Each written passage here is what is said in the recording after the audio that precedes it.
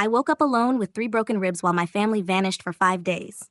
When my sister finally returned and asked if I'd been discharged yet, the nurse's one-sentence reply left her frozen in shock. When I opened my eyes, there was a tube down my throat and I couldn't scream.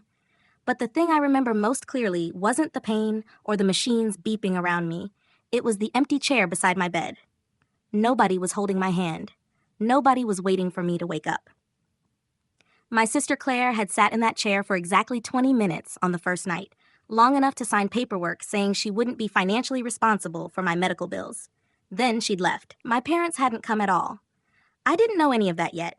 I only knew I was 28 years old, 6 weeks away from my 29th birthday, and somehow completely alone after nearly dying. That birthday would turn out to matter more than I could have imagined, because my own sister had tried to kill me for $2.6 million. And when that didn't work, she tried to have me declared mentally incompetent so she could get the money anyway. 3 weeks before the crash, my life was painfully ordinary. I worked as a project coordinator for a mid-size engineering company outside Fairview. I drove a used Toyota Camry with around 60,000 miles on it. I rented a downstairs apartment with terrible water pressure and a maple tree outside my window that I probably liked more than most people. Every Tuesday, I had dinner at my parents' house and drove the same road home. Same curve, same guardrail, same speed. I'd driven it hundreds of times without thinking about it. My family had never been particularly warm. My mother, Patricia, had always favored Claire. My father, Robert, usually agreed with whatever my mother or Claire wanted because that was easier than arguing. Claire was 3 years older than me, married to a real estate developer named Grant, and had always been the daughter my parents were proud to introduce first. She had the expensive house, the charity events, the marriage my mother bragged about. I had a regular job, a rented apartment, and a car I'd bought used. And honestly, I was fine with that. I'd stopped competing with Claire years earlier. I didn't need to be my parents' favorite. I didn't need the biggest house. I liked my quiet life. That's why what happened next was so hard for me to understand. There hadn't been some huge fight between us, no screaming match, no obvious reason for me to think my sister wanted me dead. The Tuesday before the crash, dinner seemed completely normal. Claire brought a bottle of wine she never opened. My mother complained about a neighbor. My father spent half the meal looking at his phone. Then Claire casually asked what I was doing for my birthday. Nothing special. She smiled. 29 is a big one for you, though. Trust stuff and everything. I shrugged. My grandmother had left Claire and me a trust worth approximately $2.6 million.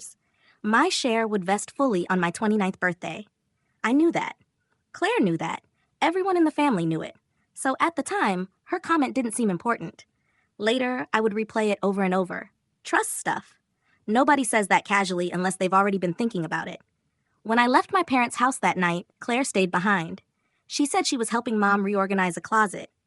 According to the doorbell footage we'd eventually obtain, she stayed for almost 3 hours. 3 hours at my parents' house. 3 hours with access to the driveway where my car had been parked. The next night, at 11:52 p.m., I was driving home on Route 7 near the reservoir. The radio was playing. I remember reaching the downslope before the curve and touching the brakes. Nothing happened. I pressed again. The pedal dropped straight to the floor. No resistance. Nothing. For maybe 2 seconds, my brain refused to understand what my foot was telling it. Then I realized I wasn't slowing down. The curve was coming. There was a guardrail ahead of me. Beyond it was a 40-foot drop into the reservoir basin. I hit the guardrail at around 45 miles per hour. The airbag broke my nose. 3 ribs fractured. My right lung collapsed. I don't remember the ambulance. I barely remember the emergency room. I remember someone talking about oxygen. Then darkness. When I woke up, there was a tube in my throat. I couldn't speak. I couldn't move without pain. And that chair beside my bed was empty. I was intubated for 2 days. After they finally removed the tube, the first thing I asked my nurse was whether anyone had come. Her name was Monica Hayes. She was in her mid-50s, calm and direct. The kind of nurse who could tell you something terrible without making it sound hopeless. "Your sister came the first night," she said. "How long?" Monica checked the hospital log. 20 minutes. I waited for the rest. There wasn't any. "My parents?" "They called." "Did they come?" Monica hesitated. "No, that hurt in a way the broken ribs didn't. I had nearly died. I had a collapsed lung and a chest tube, and my parents hadn't even driven to the hospital. On my 3rd day awake, my friend Marcus visited. We'd known each other since high school. He owned a garage 2 towns away and had worked on my Camry for years. He didn't sit down. He just stood at the foot of my bed looking angry. I went to see your car. Marcus, please don't tell me I should have replaced something 6 months ago. It's not that. Something in his voice made me stop. Your brake line was cut. I stared at him. What? Clean cut. With a tool. It didn't rust through. It didn't snap. Somebody cut it. I actually laughed once. It hurt immediately. Who would cut my brakes? I don't have enemies. I have a Toyota and a Costco membership. I'm serious, Ava. He looked me straight in the eye. This wasn't an accident. He told me to call the police immediately. I didn't. Not that day. Because believing Marcus meant believing somebody had wanted me dead. And the number of people who'd recently had access to my car was very small. The following day, Evelyn Price came to see me. She had been my grandmother's estate attorney for years and now managed the family trust. Evelyn sat in the chair beside my bed and put her leather folder on her lap. I need to tell you something. I could tell from her face it wasn't good. 2 days ago, while you were still on the ventilator, Claire called my office. I waited. She asked what happens to your half of the trust if you're declared incapacitated before your birthday. For a second, I thought I'd misunderstood. She asked what? She wanted to know who controls your share if you become legally incapacitated before it vests. Did she ask how I was? Evelyn looked at me. No. That was the moment everything began connecting. 6 weeks until my birthday. A deliberately cut brake line. Claire at my parents' house the night before the crash. 20 minutes at the hospital. And then a call to my trust attorney while I was still unconscious. I want a private investigator, Evelyn nodded. I already have someone in mind. His name was Thomas Reed. He'd spent 18 years with the police department before becoming a private investigator. When he met me, he made one thing clear. I don't prove theories. I find facts. If the facts say Claire had nothing to do with this, I'll tell you that. Good. Because at that point, I desperately wanted him to tell me I was wrong. 6 days later, Thomas returned with a folder. He placed a receipt on the table. Hardware store on Route 9. Hydraulic brake line cutters. $39.99s, purchased 3 days before my crash. Paid with a Visa ending in 6832. I knew the card. Claire's. My hand started shaking. Thomas turned another page. Security footage showed a woman matching Claire's height and build approaching my parents' driveway late at night. Then phone records showed a call between Claire and Grant around the same time. Then came the motive. Grant's real estate fund was collapsing. Approximately $2 million underwater. According to his business partner, Grant had recently told Claire, "Fix this or I'm done." I stared at the papers. She wasn't going to let me reach my birthday. Thomas didn't agree or disagree. What we have is strong, but it's circumstantial. She bought brake cutters. Yes. Her husband's business needs almost exactly the amount of money in the trust. Yes. And she asked, what happens to my money if I'm incapacitated? Yes. So what else do we need? Enough that her attorney can't explain it away. Then he told me not to go home. If someone tried to kill you once, and you're still alive, we don't assume they're finished. Monica helped me disappear. Her mother, Joan, lived outside town and had a guest room. So instead of going back to my apartment, I stayed there. Marcus brought me clothes. Thomas arranged a burner phone. Nobody in my family knew where I was. Not my parents, not Claire. For the first time in my life, I didn't explain myself. I didn't reassure anyone. I just disappeared and healed. Strangely, it was peaceful. Claire didn't stop. 9 days after the crash, my HR department contacted me. Someone claiming to be my emergency contact had called asking what paperwork was necessary to place me on involuntary medical leave because I was supposedly incapacitated. The caller was Claire. 3 days later, Evelyn called. Claire had contacted a psychiatrist named Dr. Samuel Bennett. I'd never met him. She requested an emergency competency evaluation, claiming I'd become erratic and paranoid since the accident. At first, I actually wondered whether she believed it. Maybe she thought I'd suffered some kind of brain injury. Then we heard the voicemail she'd left for Dr. Bennett. Claire sounded calm, concerned. She talked about my financial decisions. She said she was worried I might do something irresponsible, and she used the phrase "for her own good." That was when I understood. The crash hadn't killed me. So Claire had moved to Plan B. If she couldn't make me dead before my birthday, she was going to make me legally incapable of controlling my money. She also began building the story inside our family. My mother called Joan's house somehow and left a message saying Claire had hosted a family dinner and cried in front of everyone. Claire told them I'd become paranoid, that I was accusing people of things, that I was refusing help. My mother believed her. My father believed her. Several relatives believed her. Nobody asked to see the accident report. Nobody asked why the police were now investigating deliberate brake tampering. 2 weeks before my birthday, Thomas learned Claire had contacted a bank officer who was a family friend. She'd asked what would happen if a trust distribution needed to be frozen because of a beneficiary's mental health. She was trying every door she could find. Then Evelyn discovered something important in the trust documents: a forfeiture clause. Any beneficiary found to have caused, attempted to cause, or conspired to cause harm to another beneficiary forfeited their entire share. I looked at Evelyn. So if we prove Claire did this, she loses everything. Her share too? Every dollar. Claire wasn't just risking my money anymore. She was risking her own. And from everything we could tell, she didn't know that clause existed. 10 days before my birthday, Grant's real estate company officially defaulted on a major construction loan. Nearly $2 million gone. Assets were being seized. Around the same time, Claire began quietly selling jewelry online under another name. By then, Thomas had turned his findings over to Detective Rachel Morgan. She reopened my crash as an attempted vehicular homicide investigation. The police forensic mechanic examined my Camry. His conclusion was clear. The brake line had been deliberately cut. Not corrosion, not road damage, not mechanical failure. Cut. Detective Morgan obtained the hardware store surveillance footage under warrant. Dr. Bennett provided Claire's voicemail and formally stated that nothing about his interaction with me suggested incompetence or mental instability. My HR department provided the records of Claire's call. The bank confirmed her inquiry, and Monica provided the hospital visit log. Claire Harlan, 1 visit, 20 minutes. 5 days later, Claire had returned and asked whether I'd already been discharged. Monica remembered the conversation. Apparently, Claire had expected me to still be there. When Monica told her I'd been moved and she couldn't disclose where, Claire froze. Then she asked who had authorized the transfer. Monica refused to tell her. That interaction went into her statement, too. Evelyn assembled everything into one packet: the hardware store receipt, the surveillance footage, the phone records. Grant's financial crisis, Claire's voicemail to Dr. Bennett, her call to my employer, her bank inquiry, the forensic report, the hospital log. Every accusation had a document behind it. Every document had a date. For the first time since the crash, I didn't feel crazy. I felt angry. Claire had spent weeks creating a version of me that didn't exist. Paranoid Ava, unstable Ava, poor confused Ava, who needed her older sister to protect her from herself.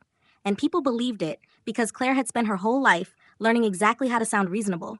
Then she made one final move. She filed for an emergency competency hearing against me. 8 in the morning. The exact same morning Detective Morgan planned to execute a search warrant at Claire's house. And the night before both of those things, Claire was hosting her annual foundation gala. 200 guests, donors, business partners, board members, family friends, everyone whose opinion mattered to her. Evelyn told me to stay away. Evidence belongs in court, Ava. I know. Then let us handle this. If I do nothing tonight, Claire walks into that hearing tomorrow morning still controlling the story. The evidence will destroy that story. Eventually, I looked at the packet. But tonight, 200 people are going to listen to her talk about family while she tells them I'm unstable. Evelyn knew me well enough by then to realize I wasn't changing my mind. Thomas gave me one rule. Don't make accusations you can't prove. Don't threaten her. Don't scream. Give her the documents and let her decide what happens next. I arrived at the gala in a plain navy dress. Claire was across the ballroom wearing crimson silk. She was laughing with donors when she saw me. Her smile disappeared for half a second. Then it returned. Ava, you came. Loud enough for everyone nearby to hear. Wouldn't miss it. She hugged me carefully. My ribs were still healing. For 1 second, with her arms around me, I wondered whether she could feel my heart pounding. Later, Claire gave her speech. She talked about family, resilience, community, showing up for the people you love. Then she pointed me out. She told 200 people how grateful she was that our family had been able to support me during my recovery. Everyone looked at me. I smiled, waved, and waited. After dinner, I found Claire near the auction tables. Can we talk privately? She hesitated. Then she led me into a small room beside the ballroom. I closed the door, handed her the envelope. What is this? Open it. She pulled out the forensic report first, then the receipt. $39.99, her Visa card, the surveillance image, the phone records, Dr. Bennett's statement, the HR records, the bank inquiry, the hospital log. I watched her face change page by page. Her hands started shaking. You're making this up. The police have copies of everything you're holding. She looked at me. Evelyn filed the trust petition. Detective Morgan has a search warrant for your house tomorrow morning. Claire went completely pale. I'm not telling you anything you don't already know happened. I pointed at the documents. I'm telling you that other people know now too. For a few seconds, neither of us spoke. And despite everything, part of me still wanted her to explain. I wanted her to say there had been some impossible misunderstanding. That Grant had done it. That she'd bought the cutters for something else. Anything that would let me believe my sister hadn't actually decided my life was worth less than the money. She didn't. Instead, she grabbed the papers and stormed back into the ballroom. I stayed in the room for another minute, but several people later told me exactly what happened. Claire walked into the middle of the ballroom and started screaming. She said I was destroying her, that I was mentally unstable, that I'd always been jealous of her marriage and her life. 200 people went silent. Then Evelyn stood, calmly. Everything in those documents has been independently verified and submitted to both the Fairview Police Department and the county probate court. Claire stopped. Then Monica stood too. I'd asked her to come after her shift. I was Ava's nurse after the crash. Claire stared at her. Monica continued. You visited her once. A pause. For 20 minutes. Claire opened her mouth. Monica didn't let her speak. I have the log. Claire looked around the ballroom, at the donors, the board members, the business partners, my parents, everyone she'd spent years trying to impress. She was looking for one person to defend her. Nobody did. She walked out. The next morning at 84, Detective Morgan executed the search warrant at Claire and Grant's house. Police found hydraulic brake line cutters in a toolbox in the garage. They also seized a laptop. Its browser history contained searches about trust incapacity rules and beneficiary control. Those searches had been made 4 days before my crash. Claire was arrested for attempted vehicular homicide and aggravated assault. Her attorney withdrew the competency petition against me less than 2 hours later. 8 days after that, the probate court enforced my grandmother's forfeiture clause. Claire lost her entire share of the trust. More than $1 million. It was reassigned to me. Grant filed for divorce 11 days after the gala. My parents never apologized. 3 weeks later, my mother sent me one text. We didn't know. You could have told us. I stared at it for a long time. Then I deleted it. Because I had told them. I told them when I was lying in a hospital bed with 3 broken ribs and a collapsed lung. I told them when they disappeared for 5 days. I told them when the police opened an investigation. They hadn't failed to understand. They'd chosen not to ask. There's a difference. I turned 29 with Monica, Joan, and Marcus. Joan made a small cake. Marcus gave me a card that said, "Still breathing. That's a pretty good birthday." For the first time in weeks, I laughed without immediately checking whether it hurt. The trust cleared several months later. I used part of the money to buy the apartment I'd been renting, the one with the terrible water pressure and the maple tree outside. I fixed the water pressure. I kept the tree.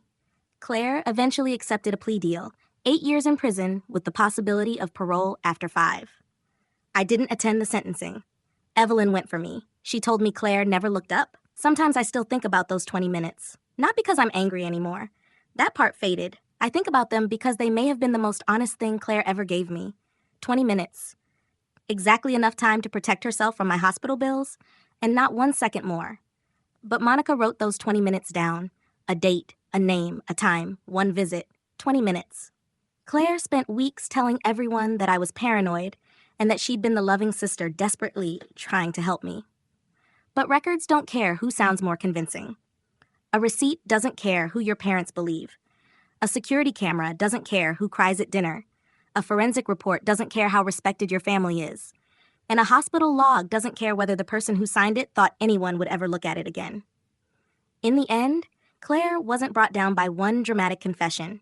It was a $39.99 receipt, a security camera timestamp, a phone call, a voicemail, a bank inquiry, a forensic report, and one tired nurse who had simply written down exactly how long my sister stayed beside me. 20 minutes. Sometimes the truth doesn't arrive dramatically. Sometimes it's just sitting quietly in a logbook, waiting for someone to finally ask the right question.